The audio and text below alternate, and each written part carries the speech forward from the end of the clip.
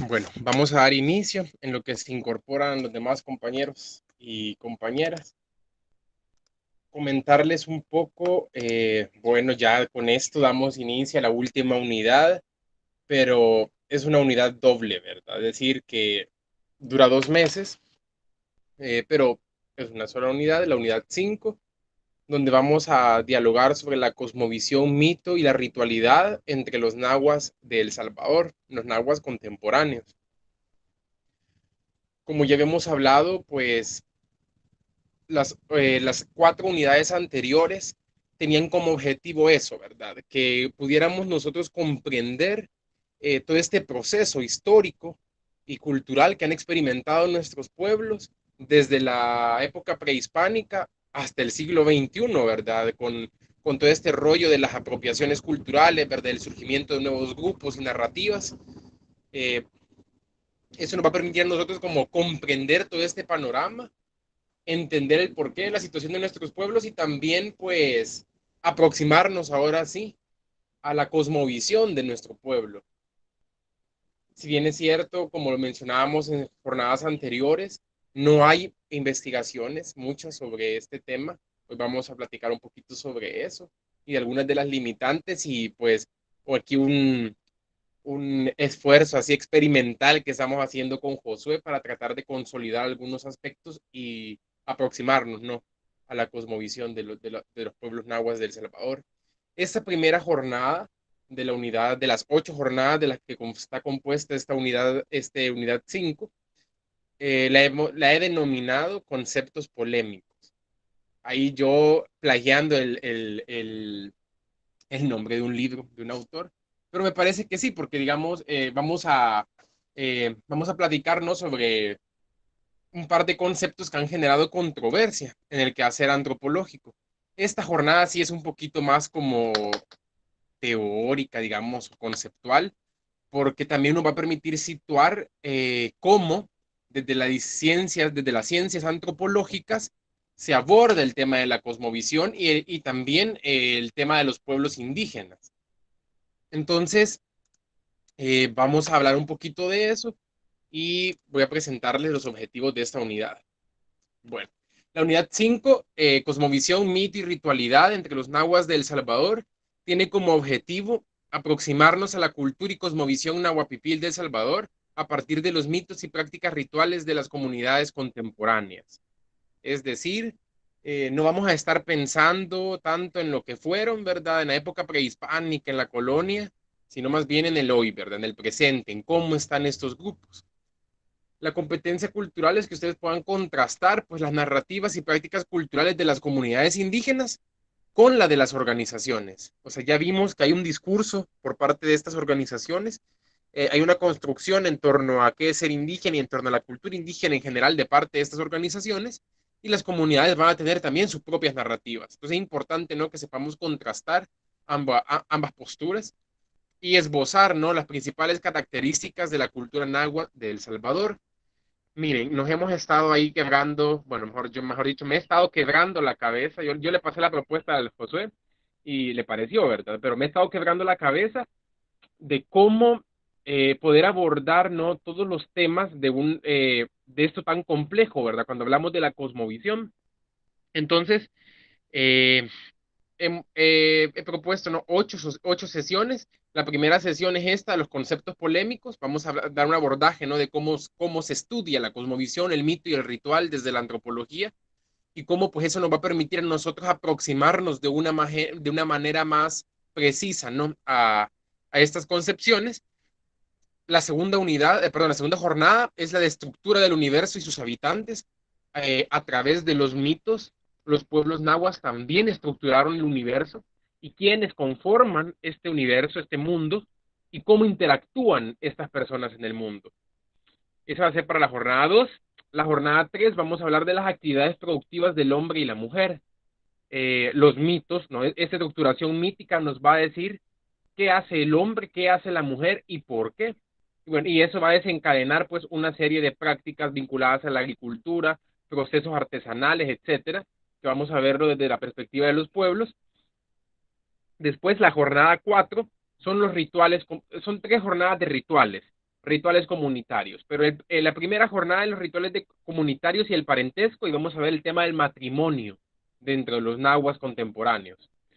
En la jornada 5 vamos a ver también rituales comunitarios, pero esta vez la muerte entre los nahuas. En la jornada 6, rituales comunitarios, y vamos a ver acá el sistema de cofradías. Toda esta parte de la religiosidad vinculada, ¿no?, a esta organización religiosa. La jornada 7 es cuerpo humano, salud y enfermedad. Aquí vamos a ver estas concepciones sobre el cuerpo humano vinculadas al tema de salud y cómo tratar las enfermedades. Y por último, la jornada 8 con la que culminaríamos es la jornada de el monte y los malos espíritus. O sea, cómo, digamos, a partir de la apropiación que ha hecho el pueblo nahua del paisaje, se configura pues el monte y su relación, ¿no?, con estos espíritus. Esas son las ocho jornadas que hemos propuesto para esto. La experiencia, pues, básicamente va a ser la experiencia que tenemos con Josué en Santo Domingo, Panchimalco y otra literatura que hayamos podido consultar, pero sobre todo va a ser ya nuestra experiencia en campo en ambos municipios. Algunas veces nos preguntan y dónde podemos leer algo al respecto, pero pues hoy por hoy lamentablemente no tenemos, pues, como decirles, miren, lean esta publicación, lean este artículo sobre algunos de estos temas porque no se han desarrollado acá en el país. Así que ese es como los contenidos de la unidad. Creemos nosotros que con eso, pues, quizás no vamos a abordar todo, pero sí vamos a tener como un panorama, ¿no?, muy amplio sobre la cultura y la cosmovisión de nuestros pueblos, y no vamos a salir especialistas, ¿no?, porque nosotros mismos pues no comprendemos a cabalidad cómo funciona todo esto, pero al menos vamos a aproximarnos, ¿verdad? Creo que tenemos que ser nosotros, no tenemos que ser tan pretenciosos en decir de que, incluso nosotros con José, decir de que vamos a plantear ya todo sobre la cosmovisión. Tenemos nuestras limitantes en cuanto a la investigación y nuestras limitantes de análisis también, pues, porque son aspectos un tanto complejos, pero vamos a aproximarnos a la cosmovisión nahua a partir de las experiencias de Santo Domingo de Guzmán, Izalco, en alguna medida, y Panchimalco. Esos son los contenidos para esta unidad 5. Espero que participen así activamente, porque sí son temas que yo sé que les van a interesar. Ahora bien, comenzamos con el primer tema ya. La antropología y el indigenismo en América Latina. Fíjense que, o sea, la problemática, ¿no?, de abordar a este otro, como ya lo habíamos visto antes, la antropología surge como una ciencia que en sus inicios su objeto de estudio, su sujeto de estudio, eran estas sociedades tradicionales, ¿verdad? Esas sociedades exóticas, ese otro que estaba en peligro de desaparecer y que era importante pues documentarlo, porque así era como Europa aparentemente iba a acceder a comprender cómo fueron ellos en el momento de su etapa de salvajismo y de barbarie, ¿verdad? Esto respondía, miramos, a esta concepción evolucionista del desarrollo de los diferentes grupos humanos, donde Europa, por supuesto, era la cúspide de la civilización.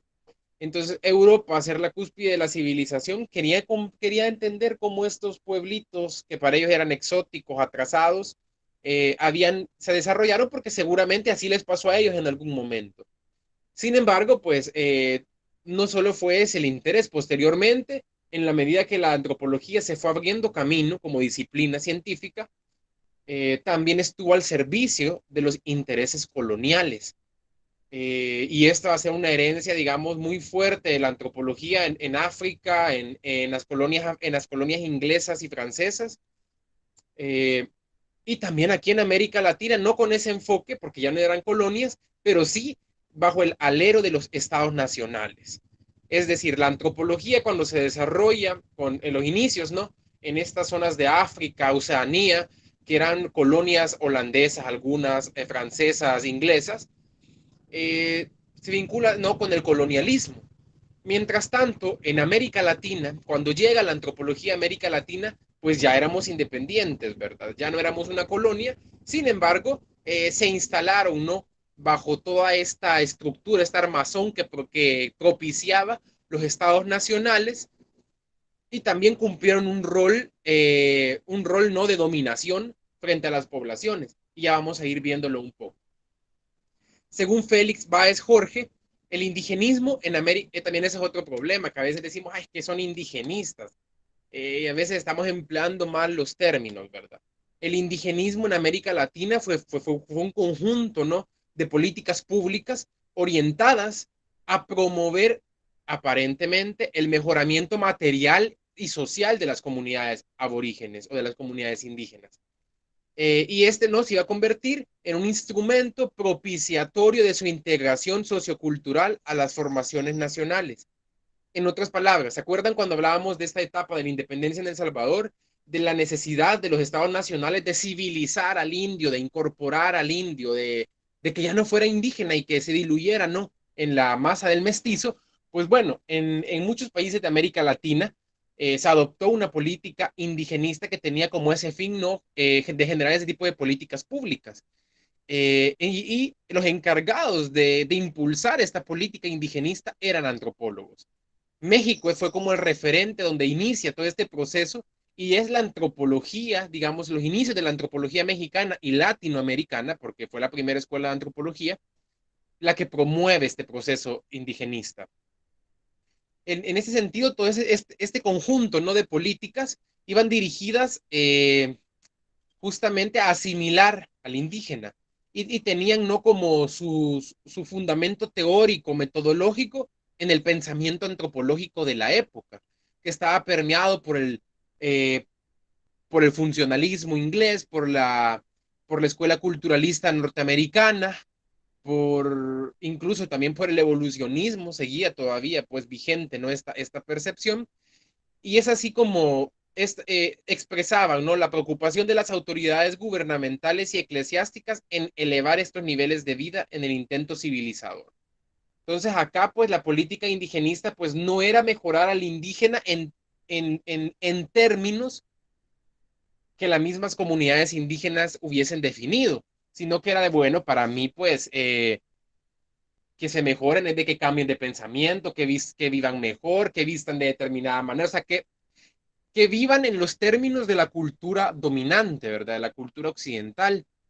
Eso es algo muy común, no solo para las comunidades indígenas. Hoy día, pues, estos famosos procesos de desarrollo en los territorios tienen esa misma dinámica, ¿verdad? Las comunidades no participan en la, digamos, en la planificación o en hablar sobre cuáles son sus necesidades, sino que es generalmente, ¿no?, que la organización externa, la que va a ejecutar el proyecto, la que previamente ha definido cuáles son los problemas de la comunidad, aunque no sean sus problemas. Entonces, algo similar, ¿verdad? Es el tema de cómo el que tiene el poder, ¿no? Define qué es lo necesario, qué es vivir bien, ¿verdad? Entonces, esa fue como una característica en este proceso. Y en América Latina, pues se desarrolló, ¿no?, esta política y tuvo algunos aspectos comunes. El primero de estos aspectos comunes fue el intento de utilizar lo precolombino en la formación de la nación. Ya mirábamos acá cómo, pues, se trató de ver al indígena prehispánico, por el caso salvadoreño, ¿verdad? Como desde esta visión de héroes, el héroe nacional, de donde los próceres descienden, o sea, esa raza de la que descendemos, pero que ignoramos en el presente, ¿verdad? El mestizo pues busca en sus ancestros su identidad, aspectos que alcanzan pues, como dice Félix Báez Jorge, lo romántico o utopías nativistas, ¿verdad? O sea, comenzamos a crear pues mundos alter paralelos, ¿verdad? Donde el indígena pues no sufría, no era marginalizado, cuando era todo lo contrario, ¿verdad? Porque el intento era eliminarlo, pero quedarnos con su recuerdo. La imagen del indio arqueológico tenía como esa idea, ¿no? En el caso de México y en el caso de la mayoría de los países de América Latina, de legitimar al indigenismo, de legitimar este conjunto de políticas públicas que iban orientadas a asimilar culturalmente al indígena. Entonces, eso vamos a entender por indigenismo en América Latina. Eh, Así como las características que este tuvo a lo largo de los diferentes territorios, las características comunes. Ya en cada país, pues, eh, tuvo como sus propias particularidades. Es muy interesante que en esta época, ¿no?, en los años 40, 50, El Salvador con nuestro queridísimo presidente, el general Maximiliano Hernández Martínez, participa, participan en el primer Congreso Indigenista Interamericano, ¿verdad? Donde iban a hablar, ¿no?, sobre el problema indígena en América Latina. O sea, cómo era observado, ¿no?, el problema indígena. Algunas ideas que fundamentaban esta narrativa y la práctica indigenista fueron, pues, esta idea del nacionalismo, un aspecto de clase social también, el etnocentrismo y el racismo. Yo quiero preguntarles, a menos a los que quiero ver, solo la Marian, creo que es aquí de antropóloga, o los que tengan conocimiento antropólogo, y Andrea, creo yo, eh, antropólogos aquí excluidos de esto. ¿Qué entienden ustedes por etnocentrismo? No sé si han escuchado, ya han escuchado esa categoría de etnocéntrico, etnocentrismo. ¿Qué entienden? A ver, cuéntenme.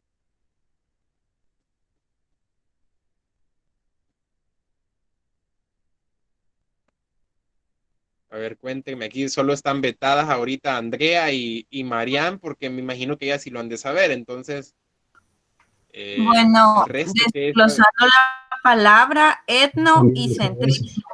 Etno hace referencia a las Ay, Ernesto etnias también. y centrismo sería que hace como el meollo del asunto. Entonces sería centrarse como en la etnicidad de estas personas. Más o menos, más o menos. Aquí ya me acordé que aquí también está Gerson Monterrosa también vetado porque ellos tres iban, sí. Pero alguien más, digamos, que nos diga qué entiende por etnocentrismo. Adelante, David. Y luego Mercedes. Eh, yo entiendo más o menos como en palabras simplistas, así como decir que mi grupo es mejor que el otro, por decirlo, mis raíces o mi etnia es mucho mejor que el otro, y ver al otro como, a la otra etnia como inferior, más o menos así entiendo. Perfecto. Adelante, Mercedes. Hola, sí, más o menos iba a decir lo mismo. Yo vi esa categoría en sociología y era la creencia de un grupo étnico que su cultura, sus costumbres, todo lo que les rodeaba era mejor que las demás. Y Exactamente. además tenía que usar de referencia, ¿verdad? Para los demás. Sí, exactamente, digamos. El etnocentrismo se configuró, ¿no?, como esa categoría en la cual, pues, básicamente se consideraba una cultura superior a la otra y como modelo de comparación para el resto de culturas. Cuando hablamos de eso en antropología, pues básicamente era la cultura europea, ¿no?, la que servía como modelo de análisis para el resto de sociedades, en el caso antropológico. Por eso, aparte de etnocentrismo, muchas veces se decía eurocentrismo, ¿verdad? Porque era básica, o sea, se especificaba aún más. Entonces, eso, ¿no? Considerar la cultura propia o una cultura superior a otra, ¿verdad?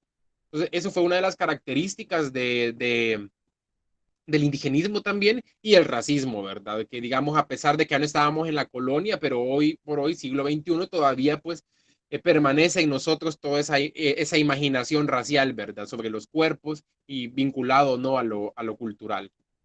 Los nacionalismos de la región, pues, fueron el resultado del colonialismo, como bien lo sabemos, que tienen a la base esta expresión ideológica y política de las élites criollas.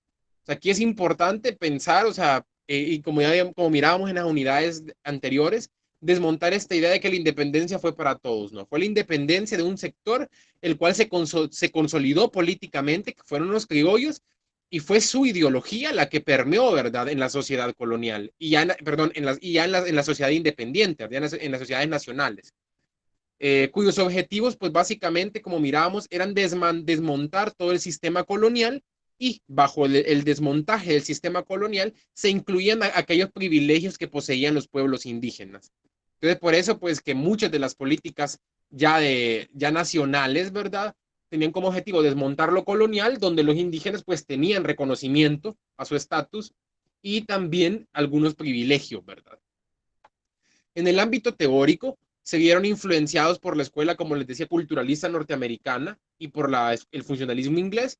Y pues es interesante porque Aquí en El Salvador no es muy reconocido, pero en México sí. En el ámbito teórico, pues se vieron el sociólogo salvadoreño Alejandro Agoberto Marroquín formó parte de los antropólogos que impulsaron el indigenismo en México. Entonces es muy importante porque él pues formó parte de ello y incluso en la Escuela Nacional de Antropología e Historia pues hay exposiciones vinculadas a la figura y los aportes de Alejandro Agoberto Marroquín para el indigenismo mexicano. Manuel Gamio, que es considerado por algunos como el padre de la antropología en México, en 1917 asume la dirección de antropología, la primera en el continente, en México, ¿verdad? Y fomenta la antropología aplicada, cuyo fin era conocimiento básico para el buen gobierno, ya que por medio de este se conoce a su población. O sea, aquí la aplicación que proponía Gamio, esa aplicación antropológica, estuvo ligada a los grupos dominantes, quienes pretendían conocer a la población para un mejor control. Eso fue también una de los usos de la antropología en América Latina, digamos, financiados generalmente por Estados Unidos, o sí, porque quién más, o sea, financiados por Estados Unidos algunas veces, para conocer a la población y generar una serie de políticas que pues no iban a beneficiar a la población precisamente. A partir, y aquí surge ya como el otro temita, digamos, esto fue como los abordajes de la antropología indigenista, ¿verdad? Se investigaba al indígena, pero con ese afán también o sea, de verlo en términos de atraso, ¿verdad? Y con esa necesidad de incorporarlo, tenemos que incorporarlo a la sociedad nacional.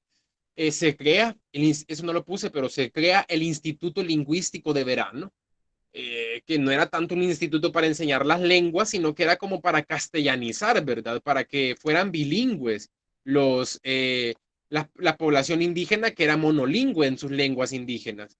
Entonces, o sea, todo este enfoque era justamente eso, ¿verdad? Incorporarlos a la sociedad nacional y que fueran abandonando paulatinamente su cultura.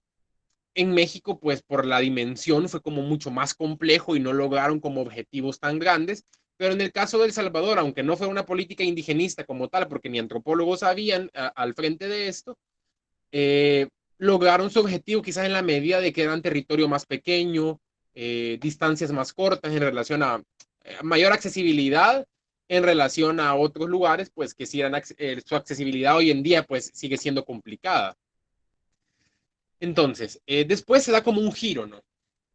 En México se desarrolla digamos, una línea de investigación que tiene a la base la cosmovisión mesoamericana y este llamado paradigma de la cosmovisión mesoamericana.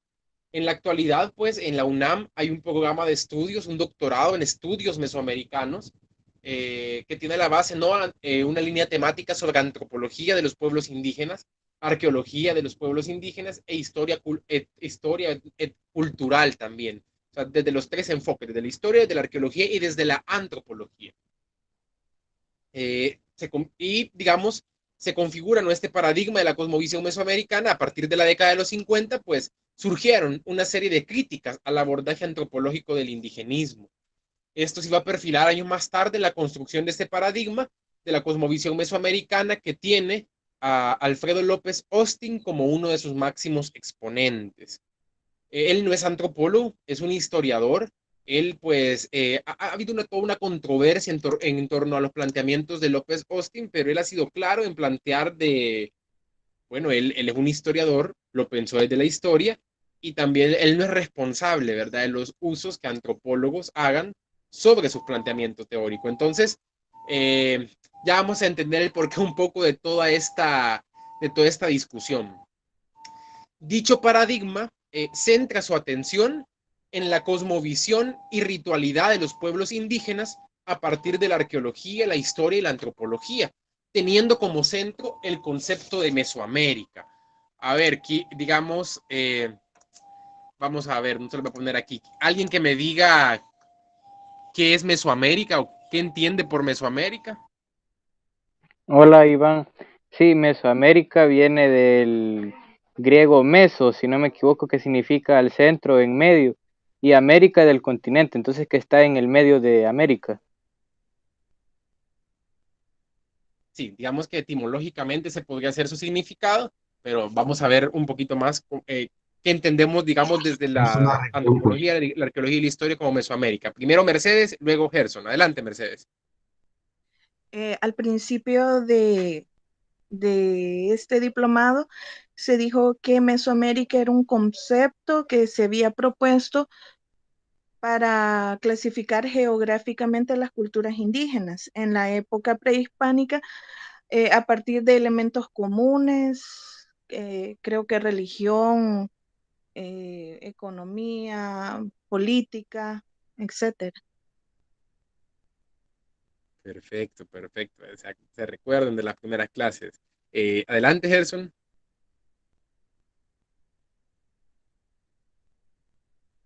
Sí, como decía la compañera, ¿verdad? Mesoamérica es un área cultural muy diversa, ¿verdad? Que se expande la, desde México hasta Costa Rica, ¿verdad? Entonces, esta área geográfica tenía las características propias, como eran su lengua, su cultura, sus fronteras, digamos, eh, etcétera.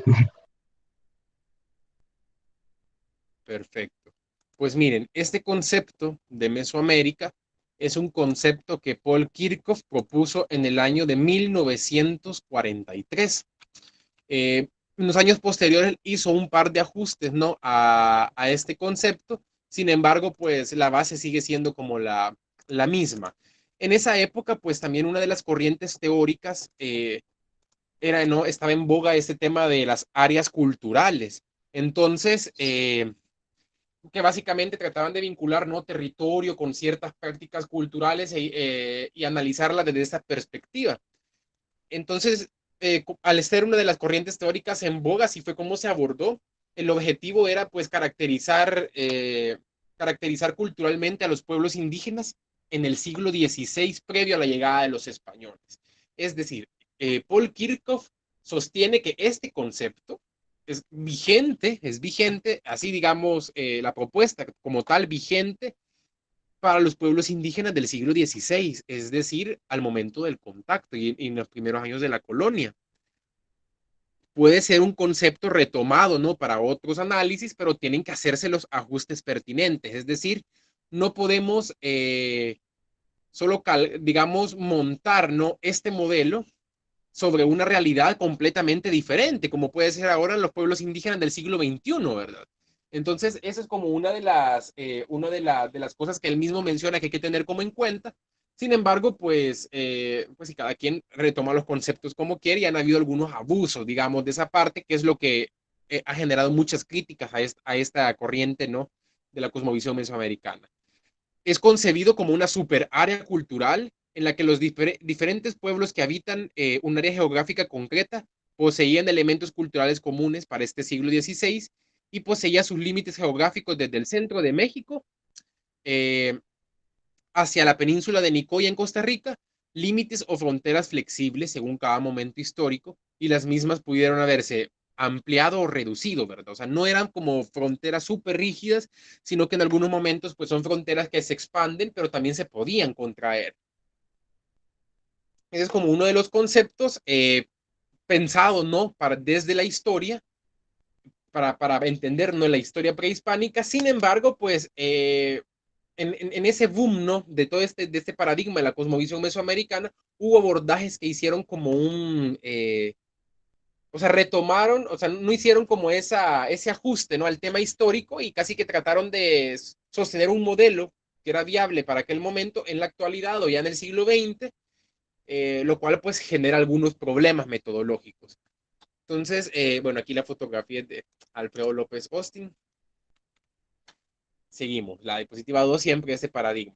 Es así, pues, como a partir de Mesoamérica como paradigma que se desarrollaron una serie de investigaciones que tenían como base el modelo de la cosmovisión propuesto por Alfredo López Austin.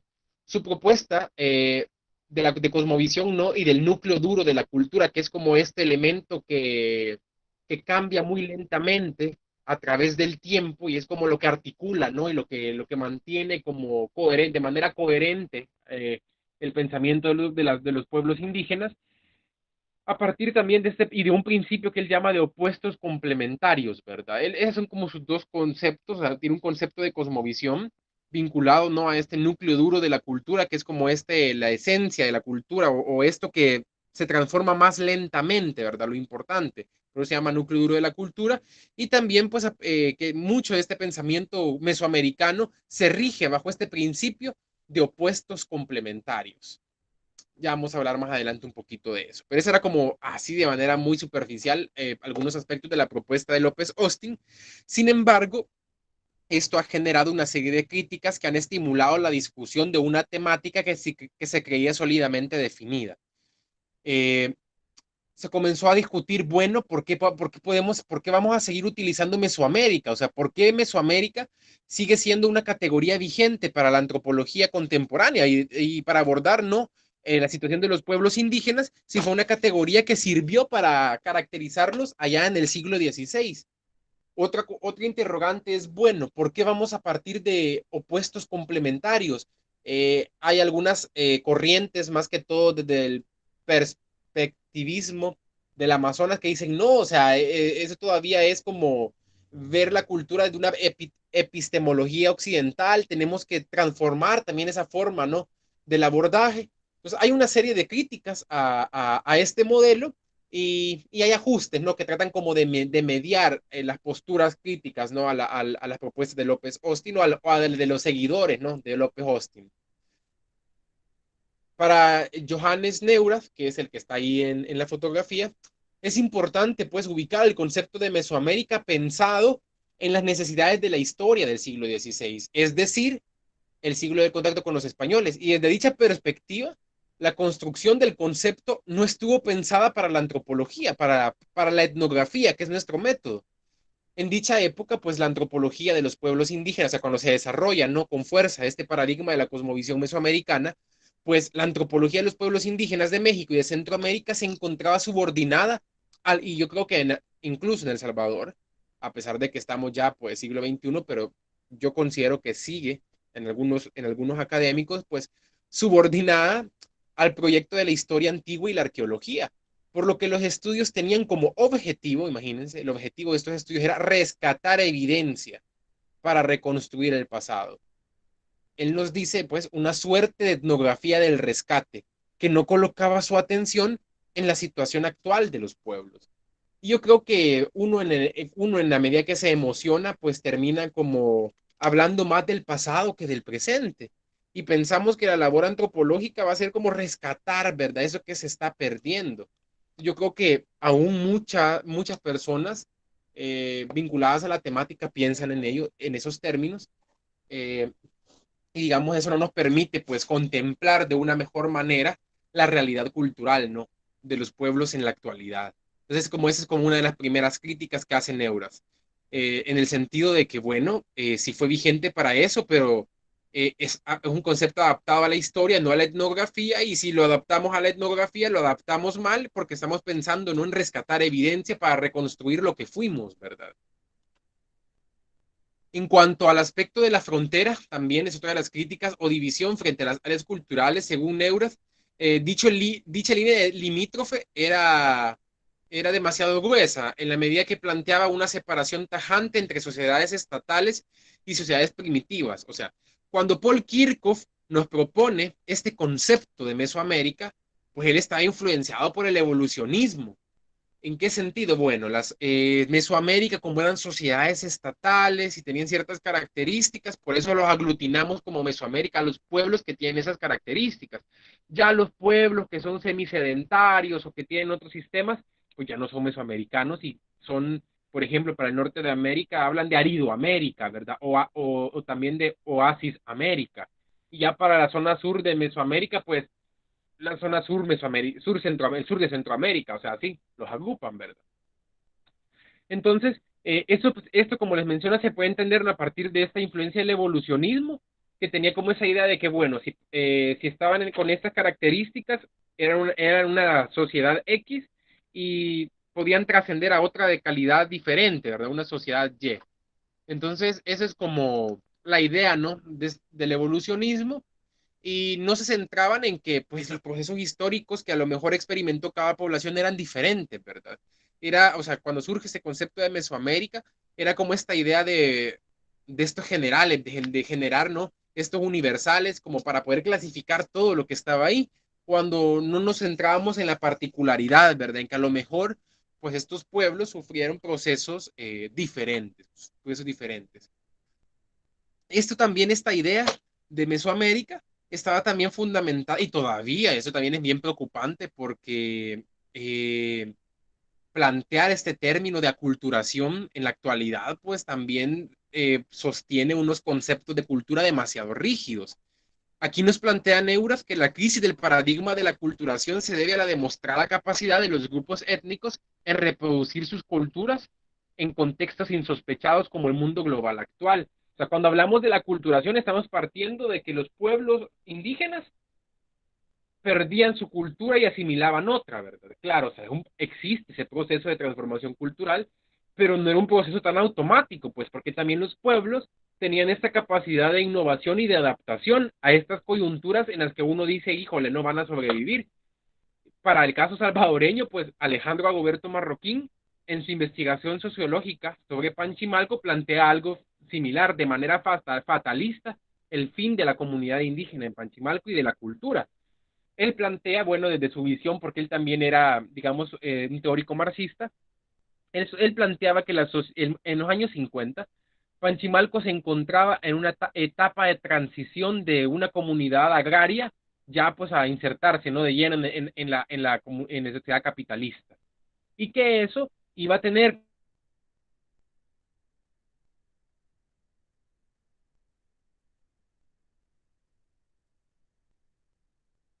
como consecuencia, pues que básicamente el indígena transformara su cultura, o sea,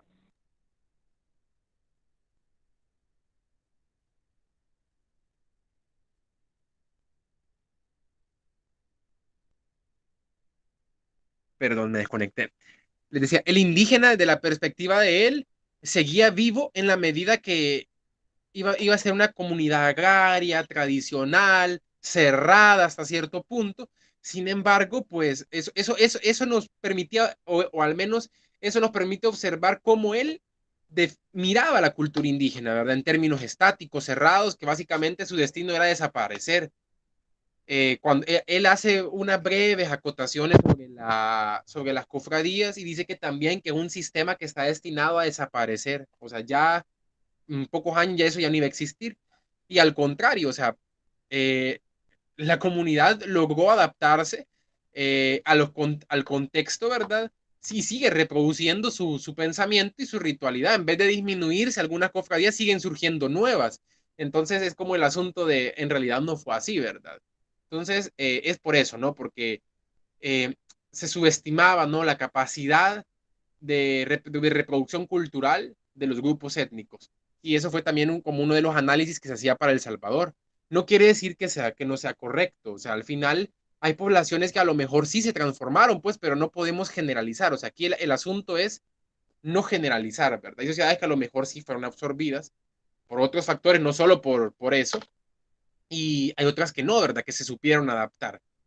Entonces, el paradigma de la culturación permanece latente, como les decía, en muchos intelectuales salvadoreños que ven que ven cómo la cultura ancestral se pierde. Por ejemplo, hace poco, creo que para la jornada, para la unidad anterior, yo citaba al doctor Lemus de la UDB, que él hace una aproximación al indígena de El Salvador, un artículo de hace poco, pues, o sea, estamos hablando de hace un par de años. Y hay expresiones preocupantes porque dice que como la cultura pura de los indígenas pipiles y así como, bueno, o sea, en términos culturales no vamos a hablar jamás, ¿verdad? De pureza cultural. Entonces, lamentable porque, digamos, son paradigmas que siguen vigentes en buena parte de los académicos y que el importante es como ese desmontaje, ¿verdad? Según Neuras, desde la tradición occidental, pues lo indígena solo puede verse como esa expresión de tradición antigua en peligro de extinción. Es lo que decíamos, ¿verdad? El indígena está destinado básicamente a desaparecer y todavía pues muchos pensamos que el indígena pues solo resta, ¿verdad? O sea, solo resta personas y no suma personas a su comunidad. Y es algo pues que la misma comunidad nos va a demostrar que no es del todo cierto.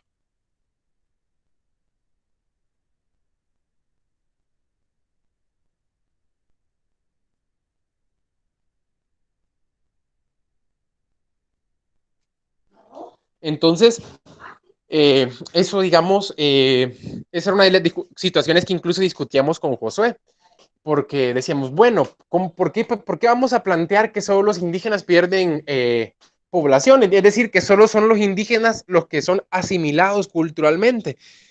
Y yo le decía, bueno, ¿y acaso no crees vos que los indígenas también pueden asimilar culturalmente a mestizos de su comunidad? Y yo le colocaba un ejemplo para el caso de Panchimalco, donde yo he podido observar ese ejemplo, ¿verdad? Ese caso, ¿verdad? De cómo muchos mestizos han sido asimilados culturalmente. Y digamos, quizás a ellos no los van a reconocer como indígenas, pero ya a sus hijos sí, porque provienen, ¿no? Ya tienen un vínculo con alguien de ahí, y van a criarse, ¿no? Y van a desenvolverse en la cultura local. Yo he visto varios casos ahí de cómo, pues, gente que no es del municipio, que son mestizos, al final son asimilados culturalmente y participan ya como que fueran parte de. Entonces, es muy interesante, pues, no ver esto de una manera tan rígida. La etnografía como base teórico-metodológica, bueno. Esas eran como algunas de las críticas a esta cosmovisión mesoamericana, a básicamente que estamos como, ahí creo que no sé si fue Saúl Milán o también Johannes Neuras, que nos dice que básicamente estamos buscando, o sea, esa lógica de esa etnografía del rescate, eh, era más hablar del pasado y no del presente, y andábamos buscando también como altares, ¿verdad? Atrás o sea, ídolos atrás de los altares, ¿verdad? O sea, toda esta lógica de decir, no es que eso no es lo original, eso no es lo esencia, lo ancestral es otra cosa, y, o sea, pueda que el proceso haya sido así, pues, pero para los pueblos contemporáneos, ellos no lo ven así, no lo interpretan de esa manera. Ahora bien, esta propuesta, digamos, de estudio, ¿no? Sobre la cosmovisión mesoamericana tiene como centro el método etnográfico, hacer etnografía en las comunidades. Y esa, pues lamentablemente, ha sido una de las limitantes más grandes para el caso salvadoreño. Yo creo que, no sé si voy a pecar, pero yo estoy casi, no sé, 100% seguro que no existe en el país una etnografía que tenga como la base, ¿no? El estudio de la cosmovisión, los mitos y los rituales, y una etnografía propiamente, pues, porque uno dice, miren, a veces uno es pícaro, ¿verdad? Uno que estudia antropología y dice, ay, sí, investigación etnográfica, pero, o sea, no hemos convivido tanto tiempo, yo sí conviví un montón de tiempo, pero digamos, en general, la generalidad no, ¿verdad? O sea, no se convive tanto tiempo en la comunidad, no se participa, se va ciertos días, hay una serie de barreras que no permiten, pues, que nosotros podamos acceder, ¿no? A todo este conocimiento. Entonces, hoy por hoy, digamos, hoy por hoy no hay etnografías, o sea, incluso muchos de los trabajos del antropólogo en la actualidad, pues no hacemos etnografía, lamentablemente, porque por los tiempos, porque es muy cara, o sea, porque no nos van a mandar 6 meses a hacer una investigación, ¿verdad? Al inicio uno de iluso cuando entra a estudiar antropología que así va a ser, pero después se da cuenta que tiene que adaptar pues metodologías para poder salir con el trabajo. Antes de seguir ya con hablar de la etnografía, nos me pregunta, ¿cuál es la diferencia entre Mesoamérica y Centroamérica? Digamos que son conceptos que permiten aglutinar, digamos, en el caso de Mesoamérica se aglutinaba eh, a culturas en la época prehispánica y tiene como ese origen, ¿verdad? En el caso ya de Centroamérica ya es una concepción ya más a partir del surgimiento de las repúblicas y no tanto cultural, ¿verdad? Sino que para los territorios que formaban, ¿no? El reino de Guatemala. Entonces, digamos, yo pienso que puede ir más por ahí la diferencia, ya más en función de los estados nacionales y de lo que fue la República Federal de Centroamérica, ¿verdad? Hasta ese momento va a comenzar como a configurarse, ¿no? Centroamérica como concepto. Entonces, tiene como connotaciones diferentes, objetivos diferentes, ¿no? El término de cada categoría. Entonces, en ese caso, volviendo a la etnografía, pues, si bien es cierto, no es un método exclusivo de la antropología, pero nosotros lo hemos querido retomar como que si fuese el exclusivo, ¿verdad? La etnografía, pues, se distingue como método, según Neuras, por la cualidad de que la información que se obtiene proviene de la observación participante, por lo que la primera regla de la etnografía es registrar lo que se vive. Es decir, a diferencia de otras metodologías cualitativas y cuantitativas, eh, pues el producto de nuestra información es pues a partir de la convivencia, ¿verdad? Es a partir de participar en la comunidad en los términos que la comunidad te lo permita. Entonces, al final, pues vas a registrar lo que has vivido, tus experiencias en torno a eso, ¿verdad? Para mí, Jan, para mí, Lan, la etnografía es una disciplina que singulariza la manera de conocer y al hacerlo, pues nos revela lo que es distintivo, la profundidad o densidad. Es posible a partir de una descripción captar particularidades donde otras disciplinas identifican patrones universales y semejantes.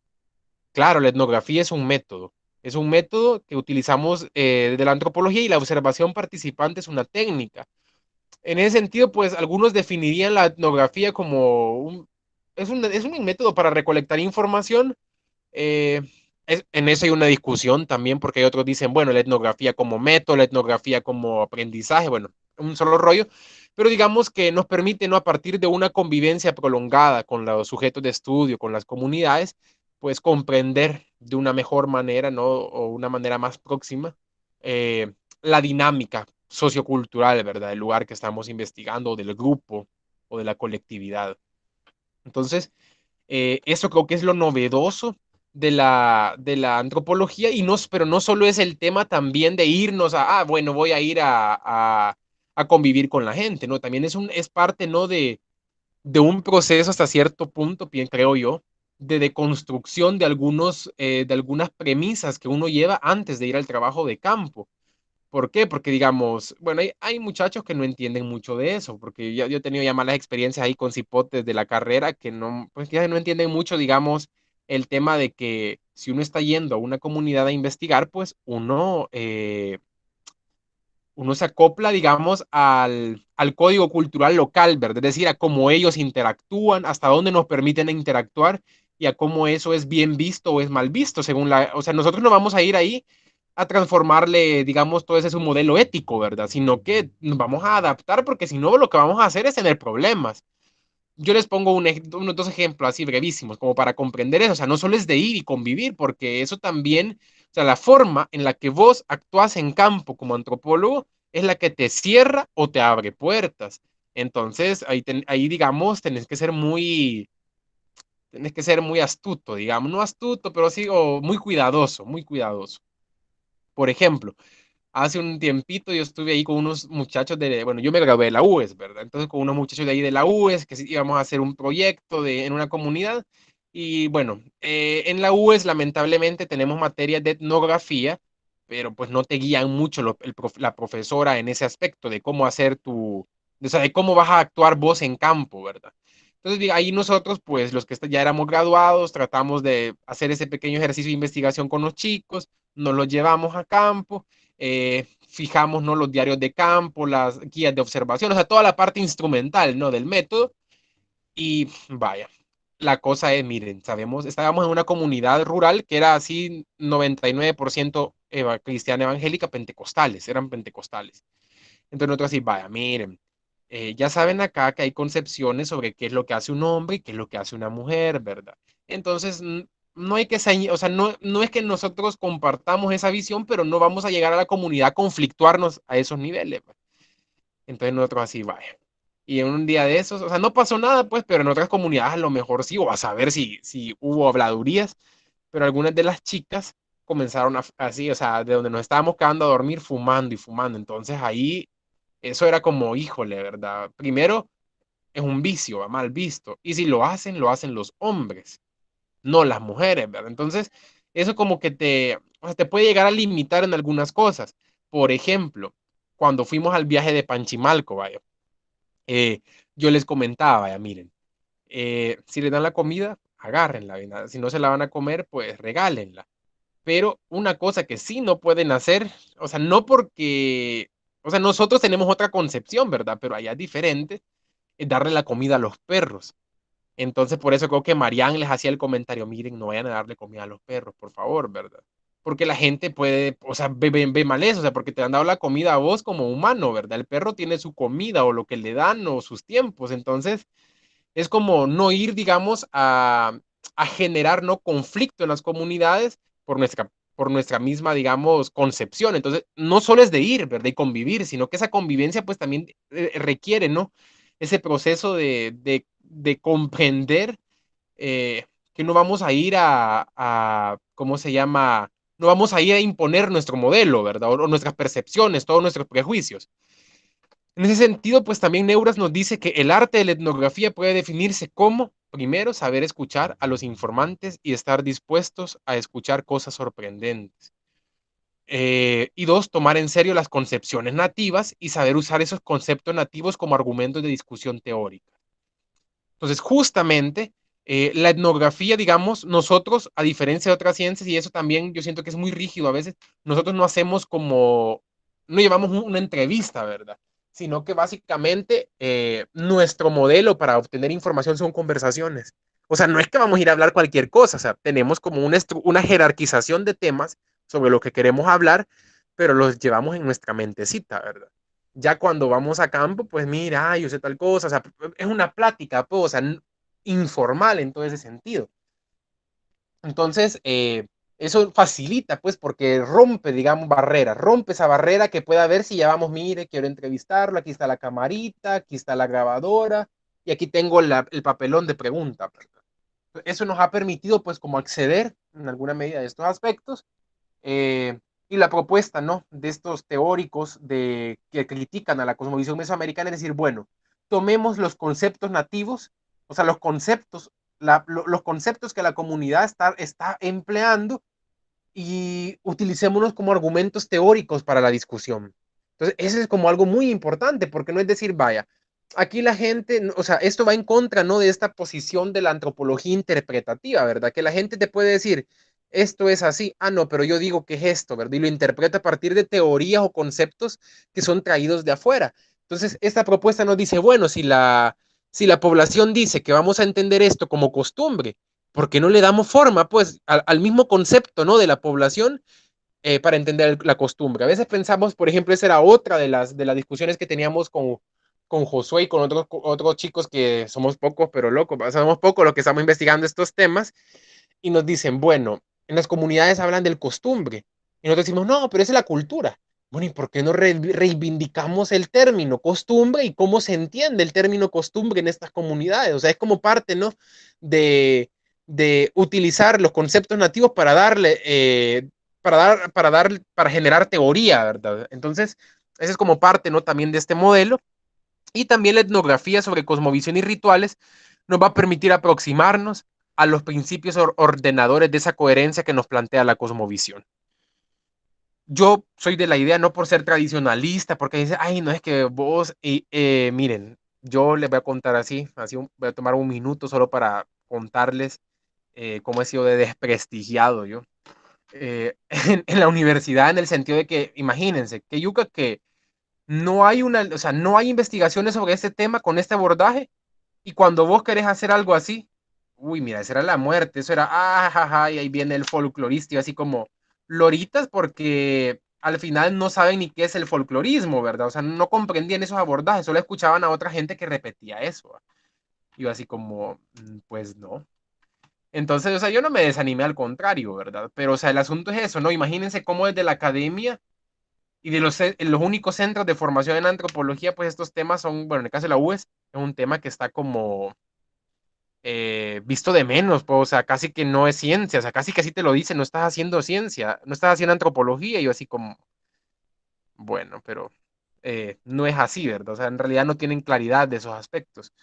Entonces, es un problema, ese es un problema, y eh, pues sí, o sea, lamentable porque Josué, otros dos chicos más de la UTEC, que son así amigos de nosotros, yo, o sea, éramos pocos, unos 5 personas las que andamos en este rollo, ¿verdad? Imagínense.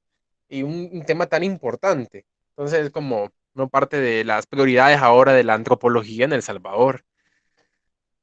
Antes de hablar un poquito de eso también, yo les voy a comentar un poco para que entiendan, porque a veces también alguna gente ¿cómo se llama? Me pudo haber extrañado en el viaje de campo de por qué me llamaban así o por qué la gente me conocía.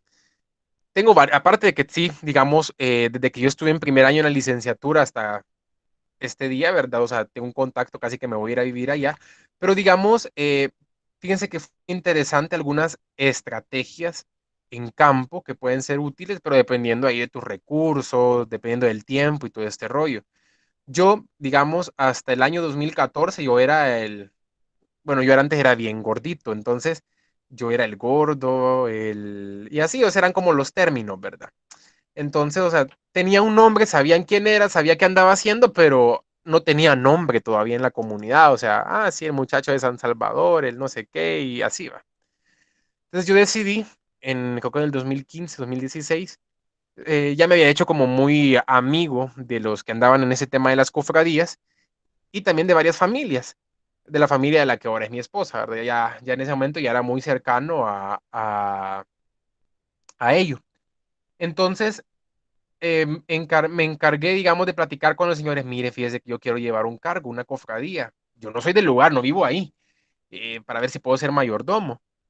Y ya le dije de cuál cofradía, sí, no hay problema. Entonces, es así como, pues, en el 2015 yo me volví mayordomo de una de las cofradías de ahí.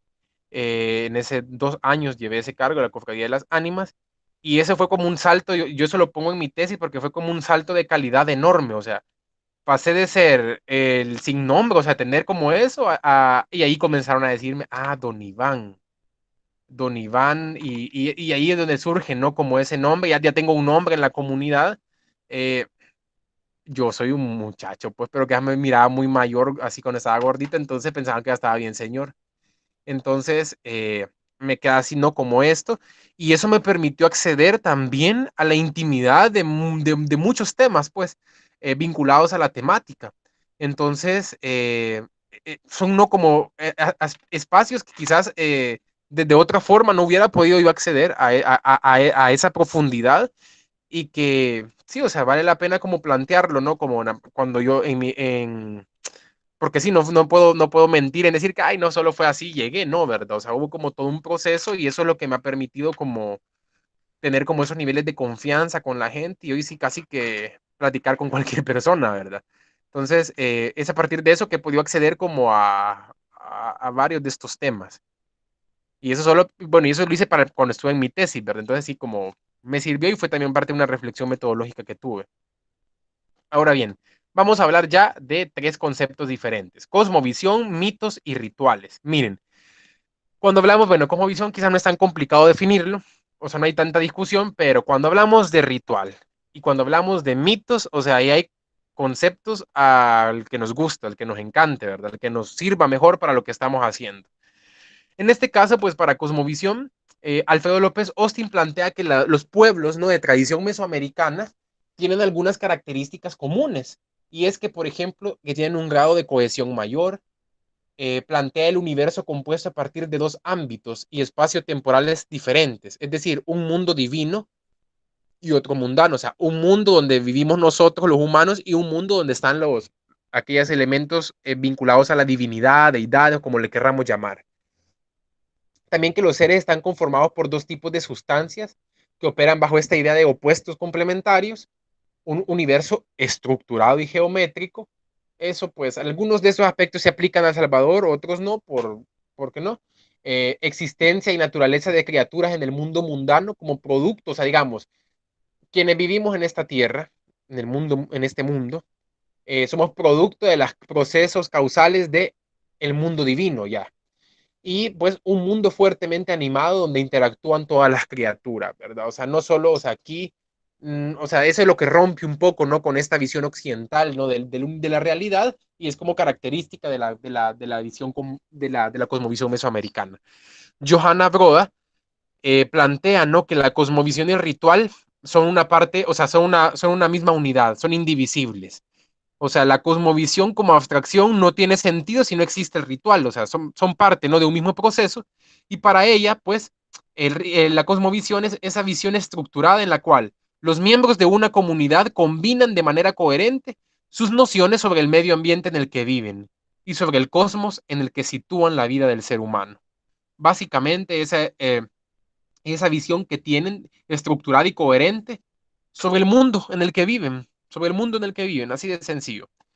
Eh, Catherine Good nos dice también que provee un modelo de, como les digo, ¿no? Siguiendo esa lógica, provee un modelo del mundo natural, animado y vivo, del mundo humano, social y de un mundo sobrenatural densamente poblado. Guía, o sea, la cosmovisión nos sirve de guía y explica cómo los hombres y las mujeres deben actuar dentro de cada una de estas esferas y también cómo interactuar con los demás. O sea, por eso es de que es importante la cosmovisión, porque es la que estructura la forma en la que nosotros concebimos nuestro mundo, con el que, en nuestra realidad, y de cómo vamos a interactuar con los otros seres que conviven con nosotros. Entonces, ese es como ese elemento que estructura, ¿no?, nuestra forma de comportamiento. Y por eso es de que la cosmovisión es como muy central, es muy importante para comprender la cultura de los pueblos indígenas contemporáneos. Porque ahora ya ese tema que racial y ese tema de ya no se viste como tal, ya no tiene la lengua, o sea, ya no pueden tener su lengua, ya no pueden vestirse como tal, ya los pueden ver más chelitos, porque la gente piensa que el indígena es morenito, ¿verdad? Sin embargo, su cosmovisión puede ser otra, o sea, su forma de pensar, su forma de concebir el mundo, de concebir el cuerpo y todo lo que vamos a desarrollar en esta unidad, pues nos vamos a dar cuenta que sigue siendo como muy diferente, ¿no? A la de la lógica de la sociedad mestiza y de la sociedad contemporánea. Entonces, eso es muy, muy importante que lo tengamos en cuenta. Ahora vamos a ver el concepto de mito. Miren, los mitos, pues como les digo, dependiendo de la corriente teórica, yo cuando me formé analizamos los mitos desde la perspectiva estructuralista francesa de Claude Lévi-Strauss, pero básicamente, pues los mitos, ¿qué es lo que nos plantean? Los mitos nos plantean la concepción, la forma de relacionarse y estructurar el mundo, el sistema de normas y valores que se pretende reproducir. Para Mircea Eliade, el mito relata un acontecimiento que ha tenido lugar en un tiempo primordial, el tiempo fabuloso de los comienzos. Dicho de otro modo, el mito cuenta cómo, gracias a las hazañas de los seres sobrenaturales de estas deidades, ¿verdad?, una realidad ha venido a la existencia. Es pues siempre el relato de una creación. Se narra como algo, se narra cómo algo ha sido producido y ha comenzado a ser. Los mitos revelan pues la actividad creadora y desvelan la sacralidad de sus obras. Para Martínez, tales relatos míticos abarcan 4 funciones: una función mágico-religiosa, otra de normas éticas y jurídicas, una función ideológica y otra literaria que justifican pues un abordaje multidisciplinar.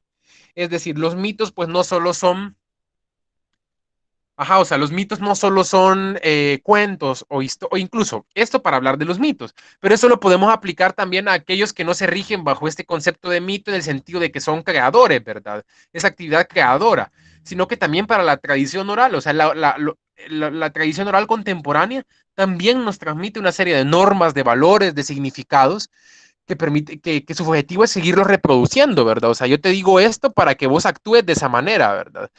Entonces, ese verá parte, ¿no?, mucho de nuestro análisis cuando analizamos mitos desde la perspectiva estructuralista, porque, por ejemplo, decimos, bueno, si hay todo un rollo ahí de cómo identificar esto, pero el asunto es de que transmite una serie de normas y valores y comportamientos que el ser humano debe de desarrollar para estar bien.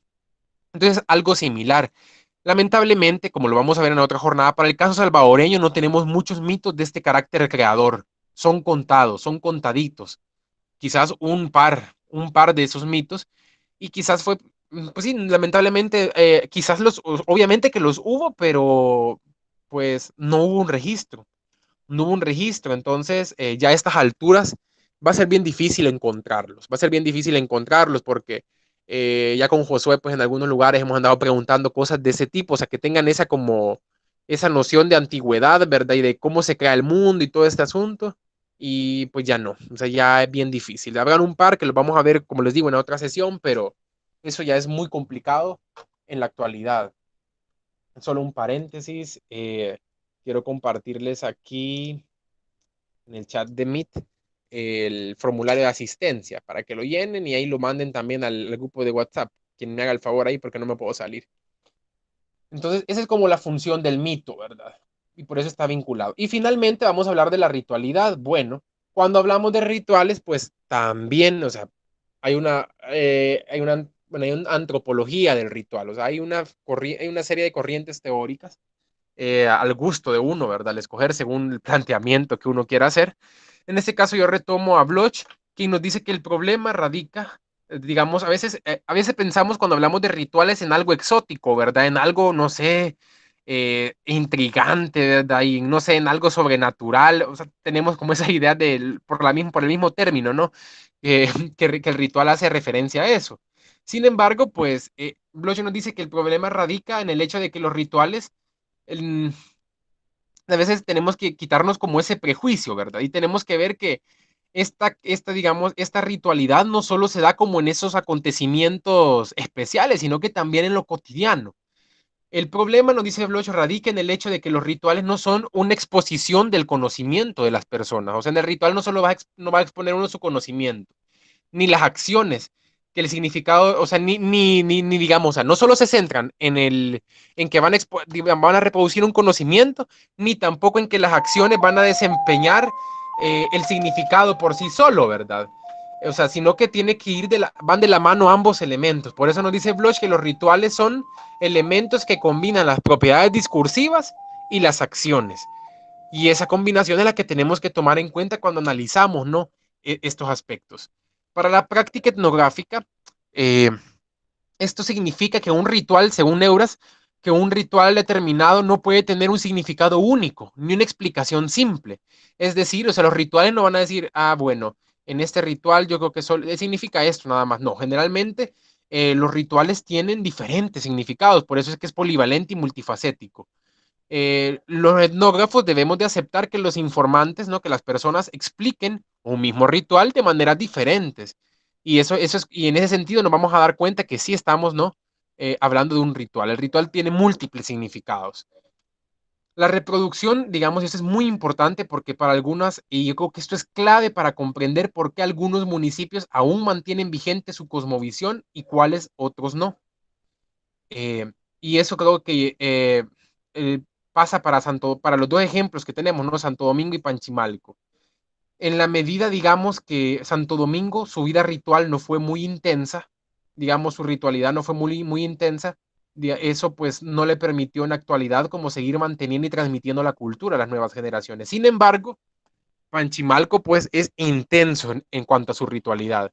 La reproducción y nos dice Neuras porque él investigó a los huicholes o huirrárica en la zona de norte de México.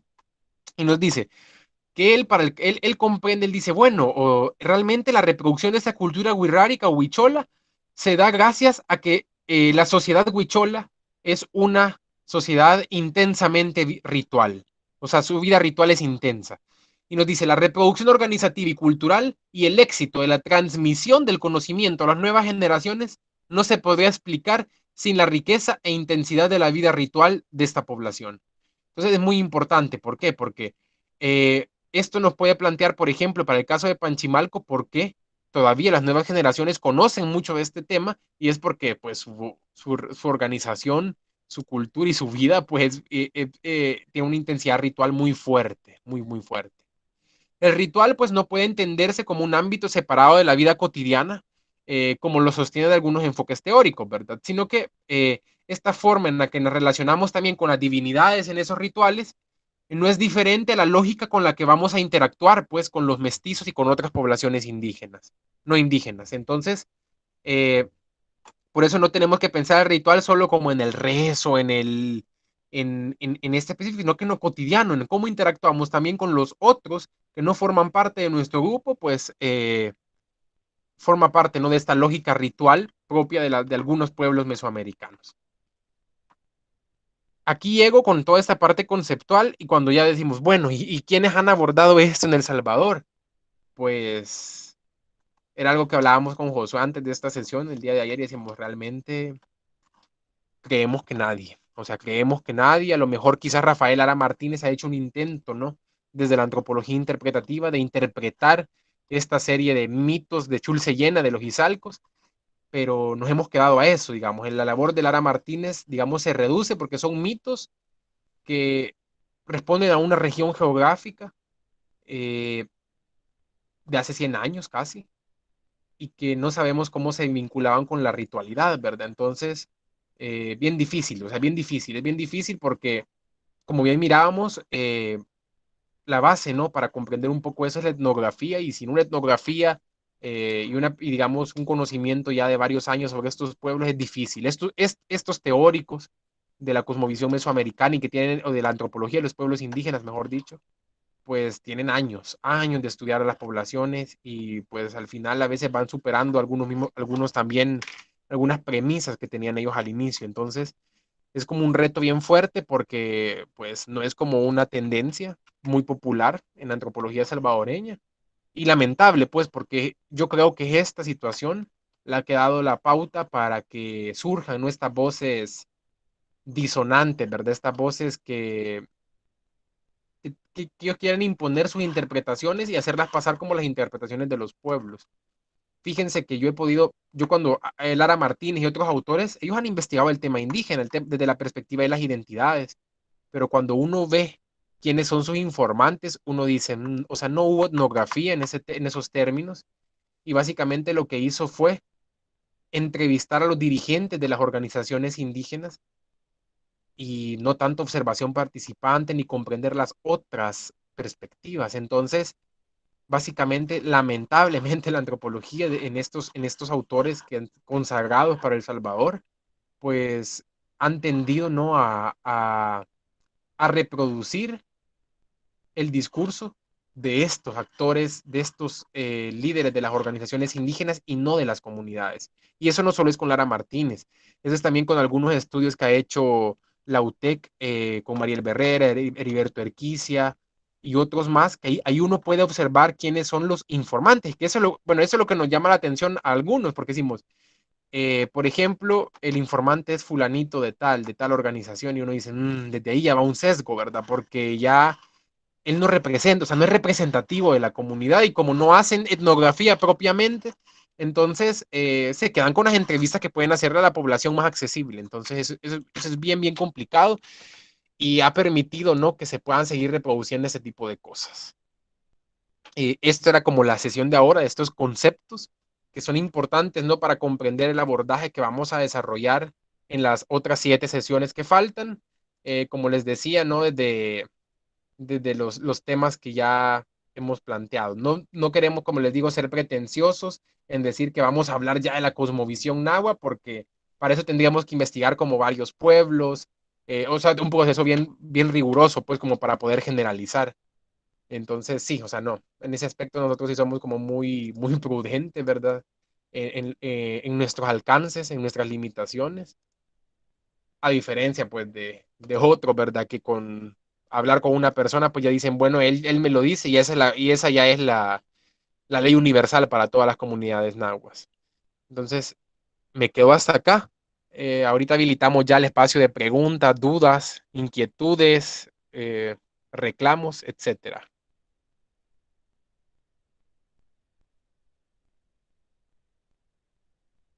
Adelante, Luis. Hola, muchas gracias. Quería preguntarles o preguntarte a vos eh, si desde todo el estudio que han hecho y tu experiencia, ¿cuál crees que ha sido la necesidad, si le puedo decir así, para que gente como el video que enviaste, que dijiste que era tu inspiración, gente como ellos, generen estas nuevas narrativas? Fíjate que yo me he quedado con esa curiosidad de cómo ustedes lo analizan, o sea, en el aspecto de cuál creen que sea la necesidad de estar creando esta nueva narrativa, fuera del hecho de tener como protagonismo, ¿no? Sino que cuál sería el surgimiento de que existan estas organizaciones con estas nuevas narrativas y que la gente pues acuda a estas. ¿Cuál crees que sea la necesidad? Perfecto. Vamos a dar la palabra a Josué porque ahorita ya me quedé sin garganta. Después voy a comentarle yo. Adelante, Josué.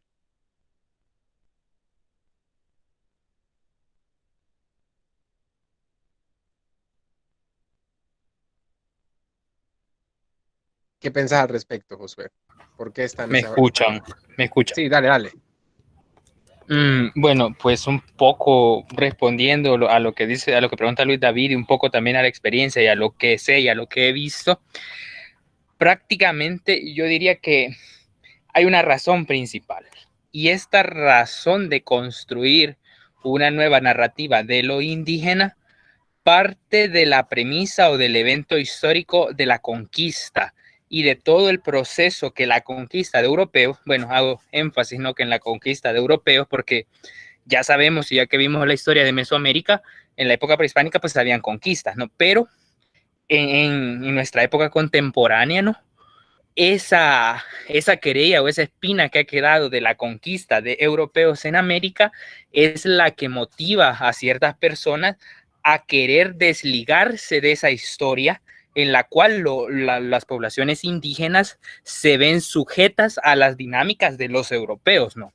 Es decir, a partir del siglo XVI en la América, nosotros ya vemos una nueva dinámica, una transformación en las comunidades, ¿no? Estos sincretismos, ¿no? Santos que se meten en las devociones indígenas, cambio en algunos patrones culturales, ¿no?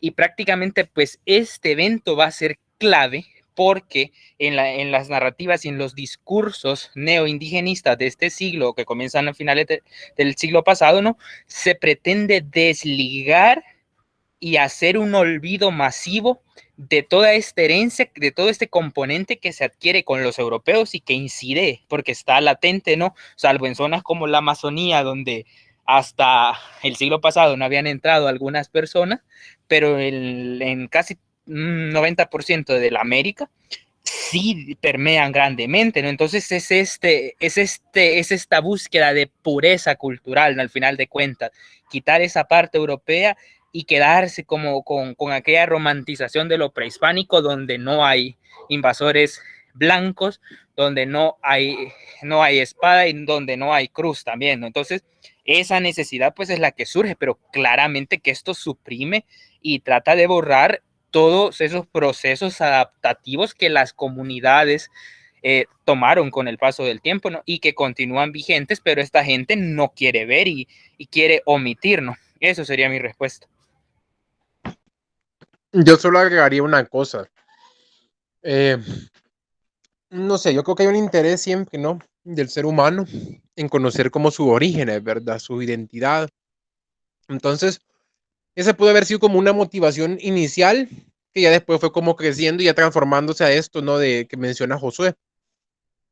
Porque yo creo que es eso, ¿no? Como redescubrirte, pensar quién sos, pero ya el problema acá es que se trata de imponer, ¿no? Esas narrativas a las comunidades. Y a veces pues las comunidades no se complican, a veces las se apropian o a veces pues las ignoran simplemente, no se van a poner a conflictuarse. Entonces, ese es ese es un aspecto. Yo no sé, pero pueda que suene feo lo que voy a decir, no es mi intención herir susceptibilidades, pero yo me he dado cuenta que muchos de los que comienzan con todo este rollo es cuando ya son algo mayores, ¿verdad? O sea, cuando ya pasamos nuestra vida loca de juventud, eh, y ya estamos causando ya los gentas, o sea, más de 30 va.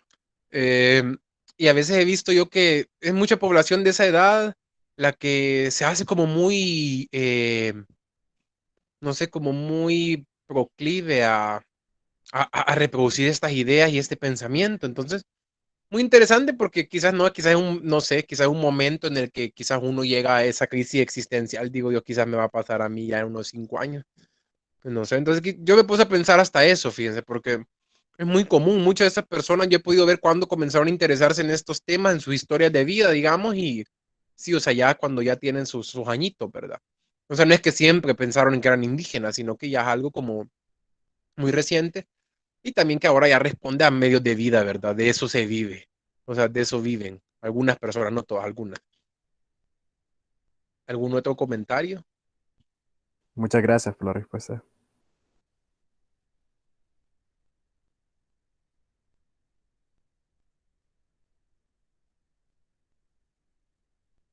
Comentario, duda, inquietud, reclamo.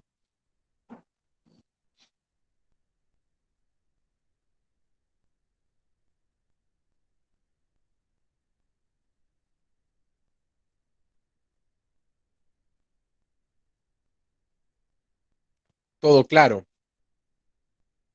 Creo que en silencio sepulcral está bien. Entonces igual yo tengo un pequeño retraso ahí en subirles los videos porque he estado bien ocupado, pero hoy le subo el de la semana pasada y voy a tratar de subirlo, entre hoy y mañana subir los dos de un solo, el de ahora y el de la semana anterior. Entonces, sí, pedirles pues que tengan, digamos, consideración en el tema de sus asistencias. Hay un par de personas que ya no pueden faltar mucho en esas 16 clases que nos hacen falta. Entonces, pilas en eso, ¿verdad? Y si tienen algún, como les digo, si tienen algún compromiso, pues de fuerza mayor, contáctense con nosotros para saber, pues, y así, pues, ya generar una actividad que reponga eso, como les hemos dicho desde el inicio.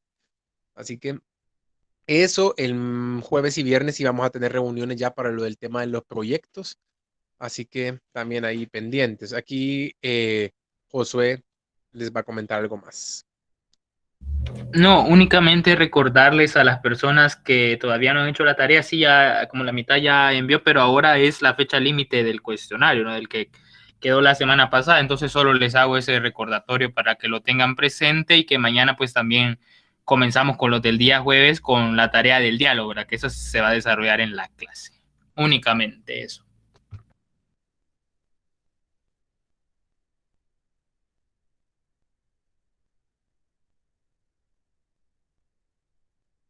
Bueno, perfecto. Nos vemos entonces la próxima semana. Bueno, mañana pues, pero ya para este tema la próxima semana. Feliz noche. Gracias, buenas noches. Buenas noches, nos vemos.